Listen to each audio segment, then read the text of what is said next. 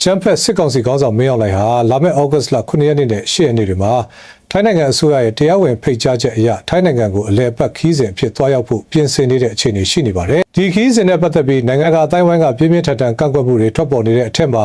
ဗြိတိန်နိုင်ငံအခြေစိုက်မြန်မာရိုဟင်ဂျာအဖွဲ့ကထိုင်းအာဏာပိုင်တွေထံကိုတိကျပြတ်သားတဲ့တောင်းဆိုမှုတစ်ခုပြုလုပ်လာတာပါ။အဲ့ဒီတောင်းဆိုချက်ကတော့2019ခုနှစ်တုန်းကရခိုင်ပြည်နယ်အတွင်းမှာဖြစ်ပွားခဲ့တဲ့လူနည်းစုရိုဟင်ဂျာတွေပေါ်လူမျိုးတုံးရှင်းလင်းမှုတွေနဲ့ရာဇဝတ်မှုတွေမှာအဓိကတာဝန်ရှိဆုံးပုဂ္ဂိုလ်ဖြစ်သတ်မှတ်ခံထားရတဲ့အကြမ်းဖက်စစ်ကောင်စီခေါင်းဆောင်မင်းအောင်လှိုင်ကိုထိုင်းနိုင်ငံကိုခြေချတာနဲ့တပြိုင်နက်ဖမ်းဆီးထိန်းသိမ်းပေးဖို့ပဲဖြစ်ပါတယ်။အာဂျင်တီးနားနိုင်ငံတရားရုံးကနေပြီးခဲ့တဲ့2025ခုနှစ်ဖေဖော်ဝါရီလအတွင်းကပဲအကြမ်းဖက်စစ်ကောင်စီခေါင်းဆောင်မင်းအောင်လှိုင်အပါအဝင်အခြားသောအကြမ်းဖက်စစ်ကောင်စီတပ်အကြီးအကဲတွေကိုနိုင်ငံတကာတရားဥပဒေတွေအရတရားဝင်ဖမ်းဝရမ်းထုတ်ပြန်ထားပြီးဖြစ်တယ်လို့လည်းအဆိုပါအဖွဲ့ကထောက်ပြထားပါတယ်။ဒါကြောင့်မလို့ထိုင်းအာဏာပိုင်တွေအနေနဲ့ဒီဖမ်းဝရမ်းကိုလေးစားလိုက်နာပြီးမင်းအောင်လှိုင်ကိုဖမ်းဆီးကာ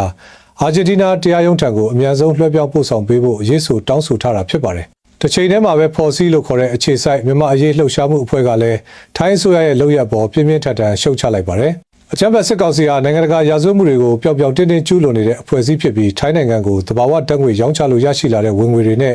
ပြည်တွင်းမှာရှိတဲ့အပြစ်မဲ့ကလေးသူငယ်တွေနဲ့အယက်သားပြည်သူတွေကိုလေကြောင်းကနေနေ့စဉ်ရက်ဆက်ပြင်းထန်စွာတိုက်ခိုက်နေတာဖြစ်ပါတယ်။ဒီလိုအခြေအနေမျိုးမှာစစ်ရာဇဝတ်ကောင်တဦးကိုနိုင်ငံတော်အဆင့်ခီးစဉ်ဖြစ်ဖိတ်ကြားတာဟာထိုင်းအစိုးရအနေနဲ့မြန်မာပြည်သူတွေအပေါ်ကျူးလွန်နေတဲ့ရာဇဝတ်မှုတွေမှာတနည်းတစ်ပုံကြံရပါပတ်သက်နေတယ်လို့ဖြစ်စေတယ်လို့ဝေဖန်ထားပါတယ်။မှားယွင်းတဲ့တရားဝင်မှုပေးအပ်နေတာတွေကိုချက်ချင်းရပ်တန့်ပြီးအကြမ်းဖက်စစ်ကောင်စီကိုနိုင်ငံတကာမျက်နှာစာကနေဖယ်ထားခြင်းကသာမြန်မာနိုင်ငံတပ်ပြည်မှကထိုင်းနိုင်ငံနဲ့ဒေသတွင်းရေရှည်ငြိမ်းချမ်းရေးကိုအာမခံနိုင်မဲ့တခုတည်းသောနည်းလမ်းဖြစ်တယ်လို့ဖော်စီဖွဲ့ရဲ့ပြောရေးဆိုခွင့်ရှိသူမေယနာမောင်ကပြတ်ပြတ်သားသားထောက်ပြပြောဆိုသွားတာကိုတွေ့ရပါတယ်။